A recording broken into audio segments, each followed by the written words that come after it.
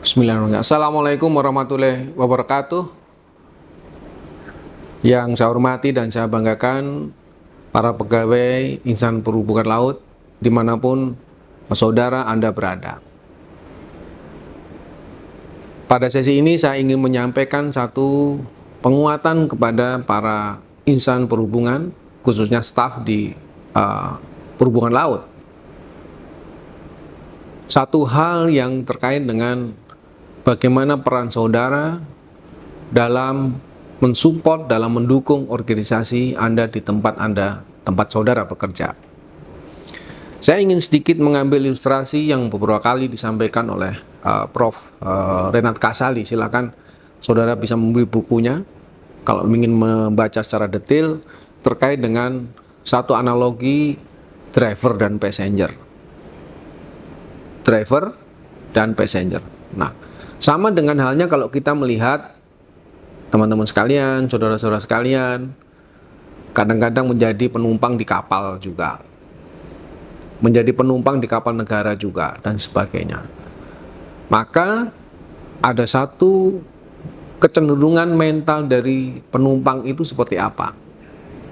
Nah, ini perlu saya sampaikan supaya apa? Supaya mengingatkan kita semua bahwa yang namanya penumpang, yang namanya staff, dan sebagainya itu punya kecenderungan mentalitas seperti seorang passenger.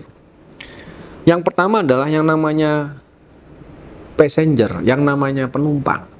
Itu ditandai dengan merasa sudah puas, merasa sudah cukup nyaman pada kondisi saat ini. Itu penumpang. Kalau dia sudah naik mobil yang pakai AC, ya dia nyaman sudah.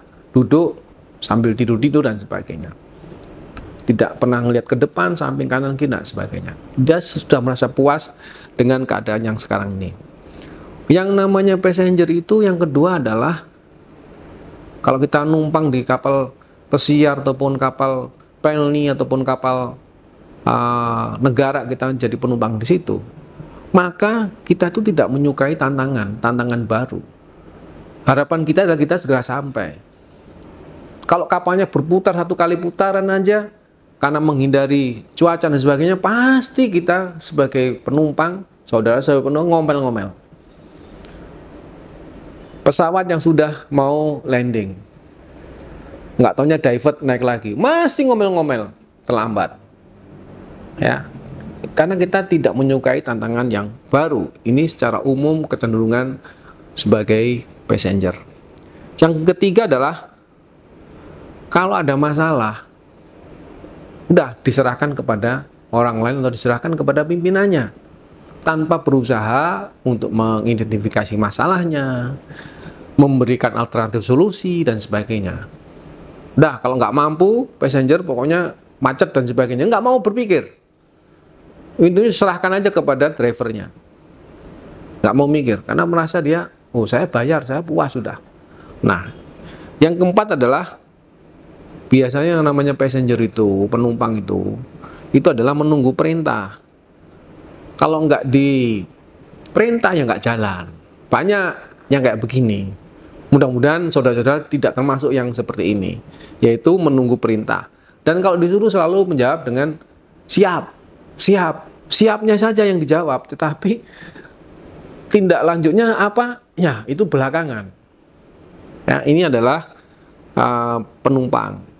Terus kemudian yang namanya penumpang itu juga takut menghadapi masalah dan tentunya takut melakukan kesalahan. Dia nggak mau sampai kesasar, dia nggak mau.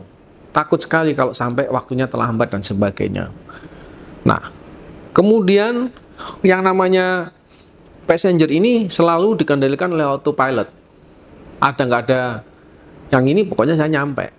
Dia nggak ngurus drivernya mau A mau B, pokoknya dia nyampe. Nah, kemudian ada hal yang penting yang perlu saya sampaikan. Mentalitas seorang penumpang itu adalah menyandera organisasi sebagai alat untuk menumpang hidup. Saya datang jam 7, pulang jam 4, absen, mau di kantor baca koran, ngopi dan sebagainya. Yang penting saya sudah masuk. Ini adalah ciri-ciri mental seorang penumpang yang datang ke kantor hanya untuk menumpang hidup. Bayangkan, banyak orang yang nggak dapat pekerjaan, banyak orang nggak punya kesempatan jadi pegawai negeri.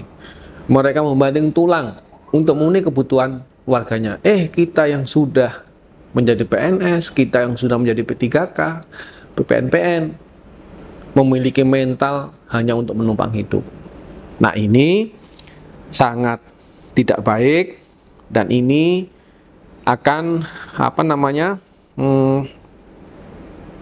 menjadi momok bagi organisasi, memperberat organisasi, ya.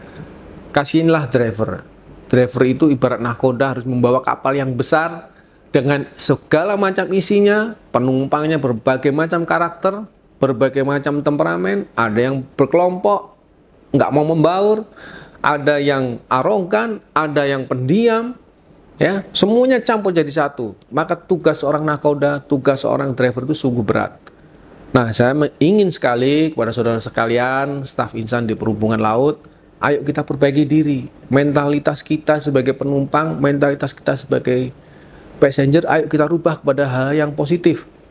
At least kalau kita masuk kerja, paling tidak kita nanya, paling tidak kita memiliki satu tujuan, kontribusi terhadap apa yang harus diselesaikan hari itu, ya, bukan hanya untuk menumpang hidup.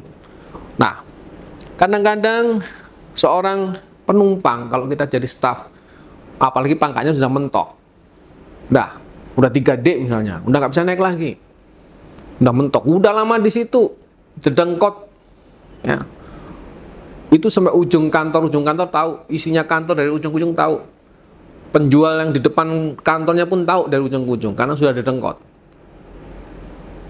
Ini kalau tidak berkembang lagi, terus merasa tidak puas dengan pimpinannya, pimpinannya kok lebih muda, pimpinannya kok lebih terampil dan sebagainya, selalu tidak puas terus menerus, ini bahaya, akan menjadi yang namanya toxic employee.